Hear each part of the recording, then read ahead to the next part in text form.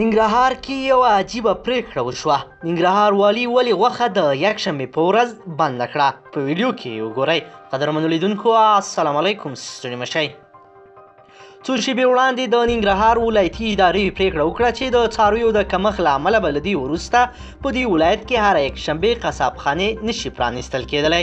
د معلوماتو له مخې څو شېبې وړاندې د ننګرهار والي په مشرۍ د عمده او پرچون پلورونکو په غونډه کې پریکړه وشوه چې د څارویو د کموالي ستونزې د حل په موخه به تر دې وروسته د هر یکشنبې په ورځ په دې ولایت کې قصابي نه کېږي.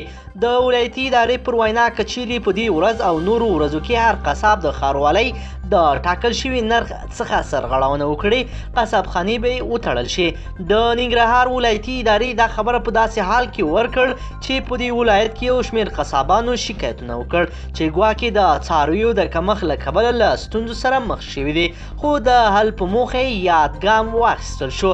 د ننګرهار یو شمېر اوسیدونکو هم وخت ناوخت ادعاوې کولې چې ټاکل شوې اندازه ته د رسیدو وړاندې یو شمېر څاروي د قصابانو له لورې حلالېږي چې د څارویو د نسل په ختمېدلو کې مهم رول لوبولی دی.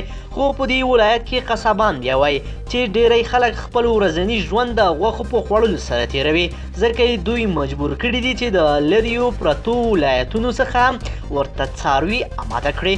د ولایتي ادارې دا ګام ننګرهار میشتو ستایلی دی او ویلي دي چې د څارویو د نسل ساتنې ترڅنګ په نورو مهمو چارو کې هم رول ولوبوي.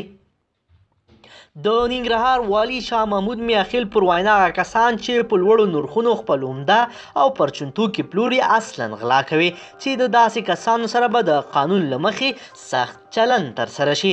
د چارواکو پر وینا په دې پریکړه سره به د څارویو کمولو ستونزه به کمه شي. دغه راز به د غوښې او څارویو نرخونه او قیمت کې به هم ټیټوالی ورسره راشي. خو خلک بیا وایي چې د غوښې د نه پلورلو ورځ باید یوه نه بلکې دوه اعلان شوې وي، ځکه چې دا چاره به د مرضونو په کمښت کې هم مهم رول ولوبوي. د خلکو پر وینا دغه راز به دغه پریکړه د سبزۍ پلورونکو او په ځانګړې توګه دهقانانو سره د سبزۍ په زیاتې پلورنې برخه کې مرسته کوي. په دې وروستیو کې د کلدارو د بندښت او د افغانیو د دودولو په برخه کې د ننګرهار ولایتي ادارې هڅې د ستایلو وړ دي.